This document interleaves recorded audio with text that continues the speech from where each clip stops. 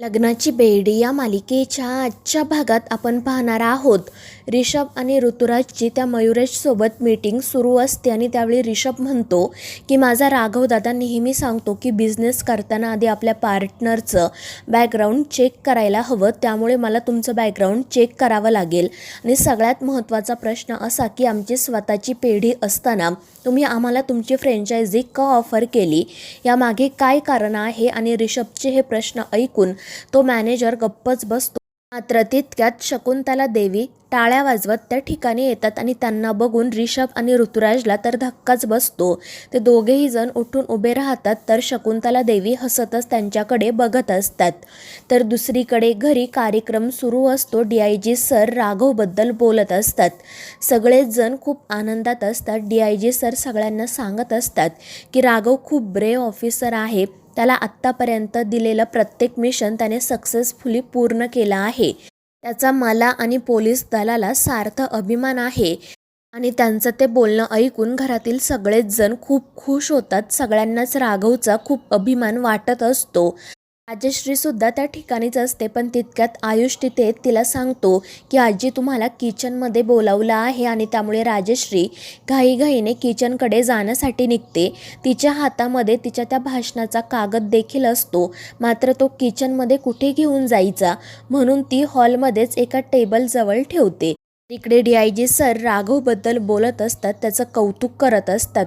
आणि त्याचसोबत ते सिंधूबद्दल देखील बोलायला सुरुवात करतात. ते म्हणत असतात की डॉक्टर सिंधू यांचा देखील मला खूप अभिमान वाटतो. त्या पेशाने डॉक्टर आहेत, पण त्या खूप धाडसी आहेत. अन्वी आणि आयुषची किडनॅपिंगची केस खरंच खूप गुंतागुंतीची होती, मात्र सिंधूने तिच्या हुशारीने आणि धाडसाने त्या दोघांनाही गुंडांच्या तावडीतून सुखरूपपणे सोडवून आणलं. मला तिचा देखील खूप अभिमान वाटतो. आणि ते ऐकून सिंधू राघव खूप खुश होतात. राणी मात्र रागातच सिंधूकडे बघत असते. आणि मग DIG सरांचं बोलणं ऐकून रुक्मिणी रत्नाकरला म्हणत असते की मला असं वाटतं की मी माझ्या विभागातील लोकांसाठी 2 दिवसांचं वर्कशॉप ऑर्गनाईज करावं तुझ्या आणि DIG सरांच्या मदतीने. त्यावर रत्नाकर म्हणतो ठीक आहे वहिनी, मी सरांसोबत बोलून घेतो, आपण नक्कीच याबद्दल विचार करूयात. आणि मग त्यानंतर सिंधू समोर येते. ती राघवला म्हणते की राघव आता तुमच्यासाठी एक छानसं सरप्राईज आहे. आई तुमचं कौतुक करण्यासाठी इथे येत आहेत. आणि ते ऐकून राघव तर खूपच खुश होतो. आणि मग सिंधू राजश्रीला आवाज देत त्या ठिकाणी बोलावून घेते. राजश्री पटकन त्या टेबलवर ठेवलेला तो कागद घेऊन तिथे जाते. आणि मग ती राघवबद्दल बोलायला इंग्रजीमधून सुरुवात करते. ती पहिल्यांदाच इंग्रजीमधून बोलत असते. आणि राजश्रीकडून मिळालेलं हे छान सरप्राईज बघून राघवचा आनंद तर गगनात मावेनासाच होतो. मात्र त्यानंतर राजश्री चुकीचं इंग्लिश बोलू लागते. ती वेगळेच शब्द वापरत असते आणि त्यामुळे त्या भाषणाचा वाक्याचा अर्थच बदलतो. सगळेच जण आश्चर्याने तिच्याकडे बघत असतात. राजश्रीला मात्र काही कळत नाही. ती ते भाषण वाचून दाखवत असते आणि त्यामुळे सगळ्यांनाच धक्का बसतो. अन्वी आयुषला म्हणत असते की आजी तर चुकीचं इंग्लिश बोलतेय. तर आयुष म्हणतो हो ना, पण आता आपण काय करायचं. आणि मग ते दोघेजण हतबल होऊन राजश्रीकडे बघत असतात. तर राजश्री ज्या प्रकारे कागदावर लिहिलेले असते ते जसेच्या तसे वाचून दाखवत असते. आणि त्यातील एका वाक्याचा अर्थ असा होतो की माझा मुलगा राघव आणि इतर पोलीस ऑफिसर काहीच काम करत नाही. आणि त्यामुळे सगळ्यांनाच धक्का बसतो. सगळेच एकमेकांकडे बघू लागतात. राघव आणि सिंधूलाही काय करावं ते सुचत नाही. आणि मग त्यानंतर राजश्री राघवचं कौतुक करायला सुरुवात करते, मात्र ती खूप चुकीचे शब्द वापरत असते. त्यामुळे भाषणाचा सगळा अर्थच बदलून जातो. आणि मग तिथे जमलेले सगळे लोक मोठमोठ्याने हसू लागतात. राजश्रीला मात्र असं वाटत असतं की ते तिचं कौतुकच करत आहेत, त्यामुळे ती न थांबता ते भाषण वाचत असते. राणीसुद्धा गालातल्या गालात हसत असते. तर सिंधू आणि राघवला काय करावं तेच सुचत नसतं. रत्नाकर आणि रुक्मिणी तर रागातच राजश्रीकडे आणि सिंधूकडे बघत असतात. आणि मग त्यानंतर राजश्रीला एक शब्द वाचायचा असतो, मात्र तिला त्या शब्दाचा उच्चार करताच येत नाही. ती वेगळंच काहीतरी बोलत असते आणि त्यामुळे सगळे लोक मोठमोठ्याने तिच्यावर हसत असतात. पण राजश्री देखील तिचा हट्ट सोडत नाही. ती पुन्हा पुन्हा तोच शब्द वाचण्याचा प्रयत्न करते आणि मग पुन्हा पुन्हा सगळे लोक तिच्यावर हसू लागतात. त्यामुळे राजश्रीला रडू येतं. तर राणीला आठवतं होतं की मगाशी जेव्हा राजश्रीने तो कागद टेबलवर ठेवला होता तेव्हा तिनेच तो जाऊन सगळ्यांच्या नकळत बदलला होता आणि चुकीचं भाषण राजश्रीला दिलं होतं. आणि मग ती हसतच मनाशी म्हणते की भाषण करण्याची खूप हौस होती ना तुम्हाला, मग आता करा भाषण. आता हे भाषण झाल्यावर राघव सिंधूला कसा हाताला धरून घराबाहेर काढतो ते बघाच. आणि मग त्यानंतर सिंधू राजश्रीजवळ जाते. राजश्री खूप रडत असते तर सिंधू तिला धीर देत शांत व्हायला सांगते. राघव देखील तिच्याजवळ जातो पण राजश्री म्हणत असते की नाही सिंधू, मी भाषण करणार. आणि मग ती पुन्हा ते वाचायला सुरुवात करते. त्यामुळे पुन्हा ते लोक हसू लागतात आणि त्यामुळे सगळ्यांनाच खूप वाईट वाटतं. सिंधू राजश्रीला समजावत शांत करते तर रुक्मिणी आणि रत्नाकरने तर खालीच मान घातलेली असते. रुक्मिणी म्हणत असते की मला माहीत नव्हतं की ही राजश्री इंग्रजीमधून बोलणार आहे. जर मला आधीच माहिती असतं ना तर मी तिला बोलू दिलंच नसतं. तर रत्नाकर म्हणत असतो की तरी मी मगाशीच तिला सावध केलं होतं, पण ऐकते ती राजश्री कुठली. तर रुक्मिणी म्हणत असते की या सगळ्यामध्ये चूक सिंधूची आहे. तिला आपण इतक्या वेळा समजवलं पण तिने काही ऐकलं नाही. तिला जिथे तिथे सिंधूगिरी करायची असते. तर दुसरीकडे शकुंतला देवींना बघून ऋषभ ऋतुराजला म्हणतो की बाबा, मी तुम्हाला मगाशी म्हणालो होतो ना की मला इथे वाईब चांगल्या येत नाही आहेत. बघा, मी खरंच बोललो होतो, चला आपल्याला इथे नाही थांबायचं. आणि त्यावर ऋतुराज म्हणतो की हो ऋषभ, आणि ते तिथून जाण्यासाठी निघतात. मात्र शकुंतला देवी त्यांना थांबवते. ती म्हणते की आमची ऑफर तरी ऐकून जा. मात्र ऋतुराज म्हणतो की त्याची काही गरज नाही आहे, आम्हाला तुमच्यासोबत कोणताही बिझनेस करायचा नाही. मात्र शकुंतला देवी म्हणत असते की जर तुम्ही हा बिझनेस केला तर तुमचा प्रॉफिटच होईल. मात्र ऋतुराज म्हणतो की त्याची काही गरज नाही आहे, आम्हाला आमची स्वतःची पेढी आहे आणि त्यात आम्ही खुश आहोत. मात्र त्यावेळी शकुंतला देवी म्हणते की जर तुम्ही खरंच खुश असता तर मग इथे आलाच नसता. आणि तिचं असं बोलणं ऐकून ऋषभ आणि ऋतुराज फक्त एकमेकांकडे बघतात. ऋषभ म्हणत असतो की काही झालं तरी आम्ही तुमच्यासोबत बिझनेस करणार नाही, कारण मुळात आमचा तुमच्यावर विश्वास नाही. जी बाई स्वतःच्या मुलाच्या मनाचा विचार करू शकत नाही ती आमच्या फायद्याचा काय विचार करणार. आणि त्यावेळी शकुंतला देवी म्हणतात की मी बिझनेस आणि बाकीच्या गोष्टी वेगवेगळ्या ठेवते.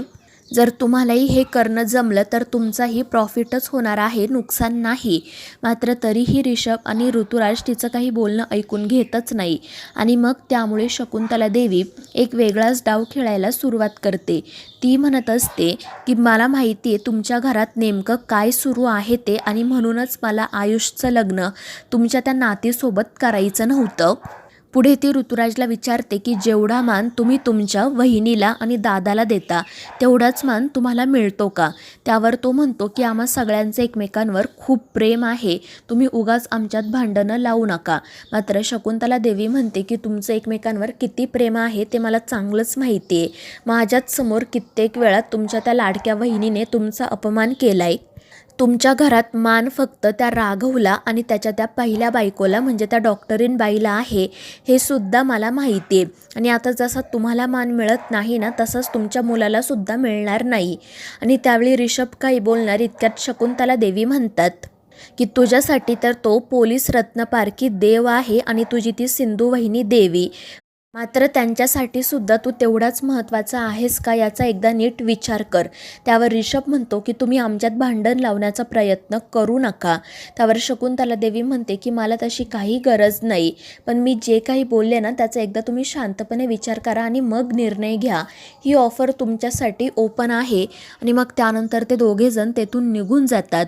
तर शकुंतला देवी हसतच स्वतःशी म्हणत असते की डॉक्टरीन बाई, मी तुझं घर तोडण्यासाठी एक ठिणगी टाकली आहे, आता बघ याचा कसा वनवा होतो ते.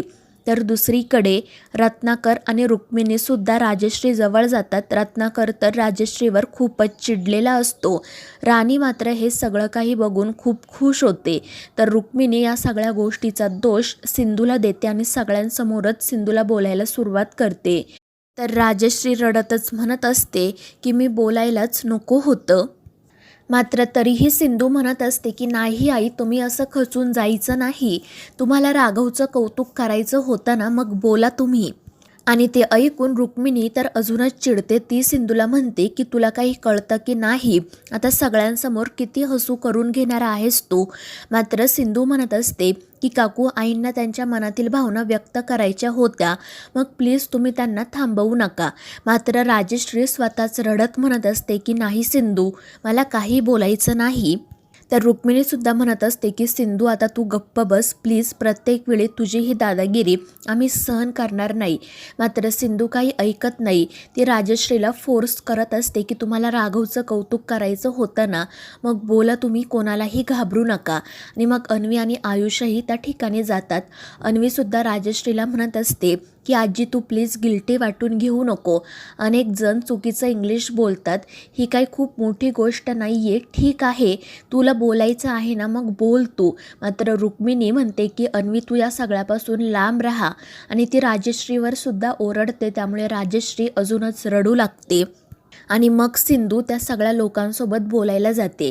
ती म्हणते की मागाशी आई चुकीचं इंग्लिश बोलल्या म्हणून तुम्ही सगळेजण हसलात, मात्र त्यामागे त्यांच्या भावना काय होत्या हे तुम्ही समजून घेण्याचा प्रयत्न केला का? तर नाही.